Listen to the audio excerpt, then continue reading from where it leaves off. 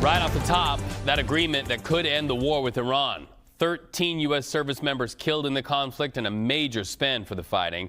The Iran cost tracker reports the war has cost billions. So let's take the conversation to what's happening today. President Donald Trump declared the Strait of Hormuz open immediately, but Iran says the strait is closed. Speaking at the G7 summit today, President Trump said the agreement has been signed by both sides, electronically at least. He also said this about when the terms will be made public. I think pretty soon. I would say, I want it to be released because it's a very powerful document.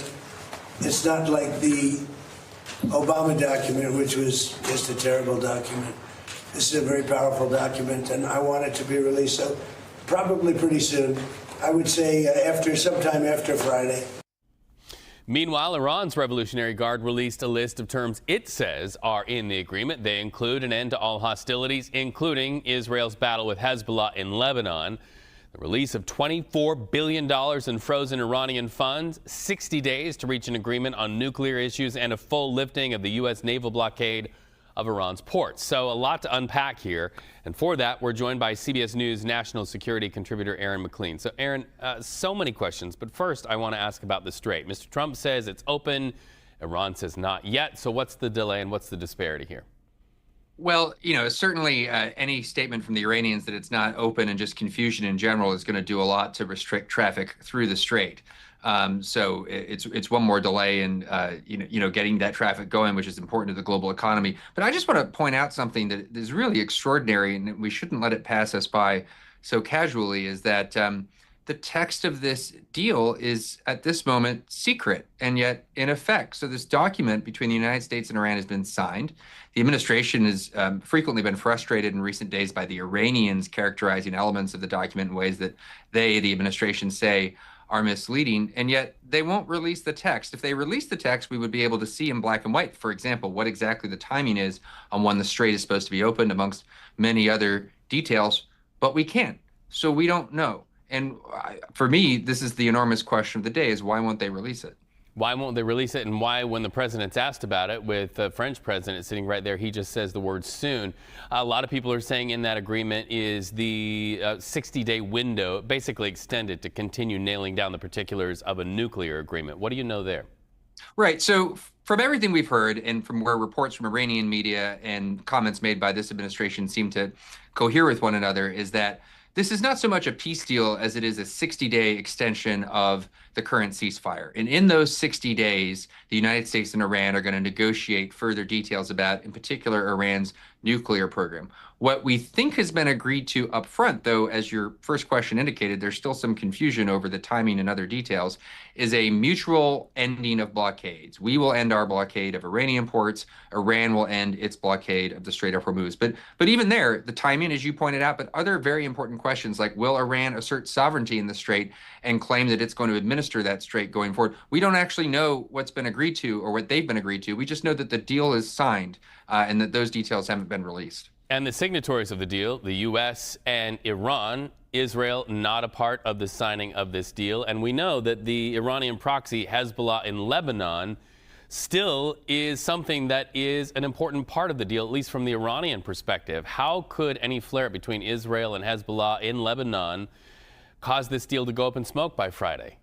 So the Iranians have repeatedly claimed, and the American response has been somewhat ambiguous, that the text of this MOU requires the cessation of, quote unquote, all hostilities. And in their mind, all hostilities includes Israel and Hezbollah in Lebanon. Now, the problem, as you just pointed out, is that Israel's not signing this deal. The United States is signing this deal. Israel has not been part of these negotiations. So the United States does not have the power to simply impose a ceasefire on Israel with regard to its conflict with Hezbollah. Indeed, the Israelis have basically explicitly rejected in the last 1 to 2 days the notion that they are going to withdraw from Lebanon as a consequence of this deal. So again, it's one more sort of topsy-turvy dimension to all of this. What exactly have we agreed to? Have we agreed to restrain the Israelis in Lebanon? And how do we feel about the fact that the Israelis have explicitly rejected that notion? It's totally unclear. Say there's no change between now and Friday and this deal gets buttoned up in the way at least it sounds like the terms are going to get buttoned up. Let's talk about legacy here, the president's legacy. Will history say that this was worth the loss of 13 American lives, the spend of hundreds of billions of dollars on this war? Well, that remains to be seen about what the contents of this deal are. If I were a betting man, I would say that, just to speculate a little bit here, that if the administration believed it was in its interest to have the text public, the text would be public. But the text isn't public. So we have to wonder what terms buried in those details there are disadvantageous to the administration. If Iran, for example, ends up with some sort of assertion of sovereignty or administrative control, let alone charging fees, which is just another word for tolls in the Strait of Hormuz, that's an objective strategic defeat for the United States in that arena. What will the disposition of Iran's nuclear program be? If, in fact, it's ended for good, well, that's a major accomplishment. But we don't know that yet. And by the way, the question of Iran's missile program and its support for terror proxies no longer appears to be part of this deal. It's an open question until we know what's in the deal, and indeed till we know what's at the end of the 60-day final period of negotiations. But I would say right now the Iranians are driving a pretty hard bargain. All right, Aaron MacLean, thank you so much for your insights today. As always appreciate talking to you. Thank you. So on the heels of this reported Iran agreement, President Trump is in France for this year's G7 summit, meeting of many leaders that are part of those G7 nations. He held a meeting, in fact, with French President Emmanuel Macron, just one European leader who's been pretty critical of Mr. Trump's handling of the war with Iran. So covering this for us from the White House, CBS News political reporter Taurean Small. Taurean, what are your takeaways when you listen to the president talk to his French counterpart there?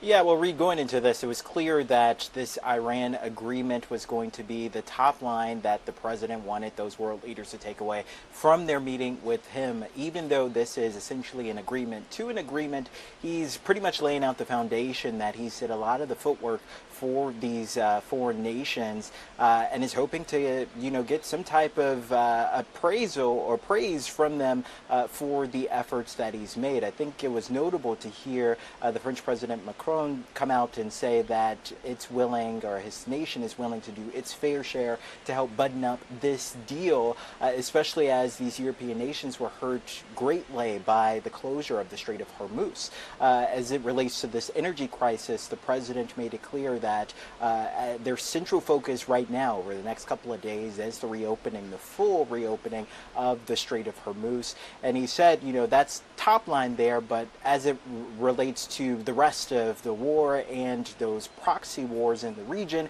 that's still something that's tough and will have to be hammered out during that 60-day window. This is a little bit of what he said during that bilateral meeting. I think it's going to be open, and I think it's going to be free sailing. We do want to see if we can straighten out the Lebanon thing, because it just seems to just never end. And that's a mini version of what we were doing, and it should not be tough. It should not be tough. So Hezbollah, we have to have a little talk with them. Looking ahead, he also mentioned the war in Ukraine with Russia. He said he had a conversation with both Putin and Volodymyr Zelensky recently, said that went well, and they're continuing with their talks to ending that conflict. Macron also confirmed that Zelensky would be a part of this G7 summit. Got to ask you about the vice president. J.D. Vance was asked on CBS Mornings about the monitoring of Iran's nuclear program and how that would evolve and what that would involve. What did he have to say?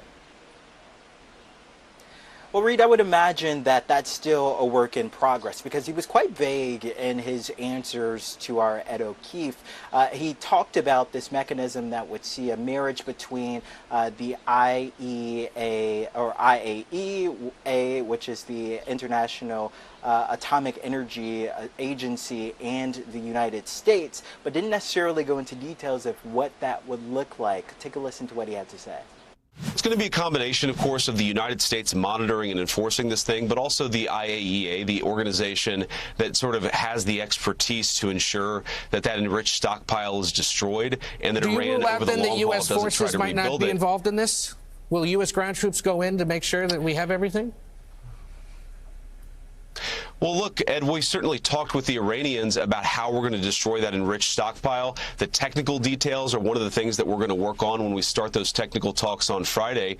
But absolutely, we're talking about working with the IAEA and working with the Iranians to go in and destroy that enriched stockpile of material. Whether we play an observer role or whether we play a more active role, these are the sorts of things that we'll figure out in technical talks. But what the president has made very clear is the United States will be there to confirm that enriched stockpile of material is destroyed.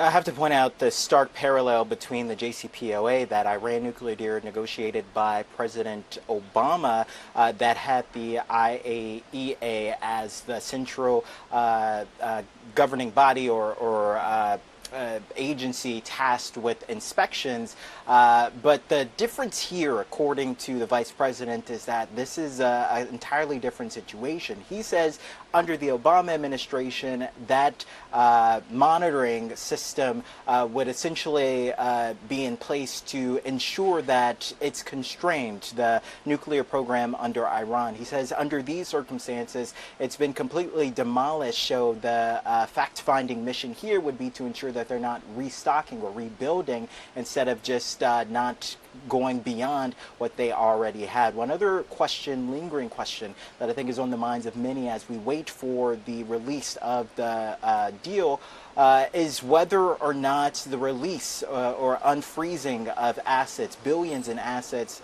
for Iran, would happen before or after the reopening of the Strait of Hormuz. He says, the vice president says that this would happen once they agree or deal with or make good on their part of the deal, but he doesn't say whether or not that's just for the Strait or if that is some assurances that their nuclear program wouldn't be re-upped. That's when they would get those assets. So something that we're keeping a close eye on, Reed.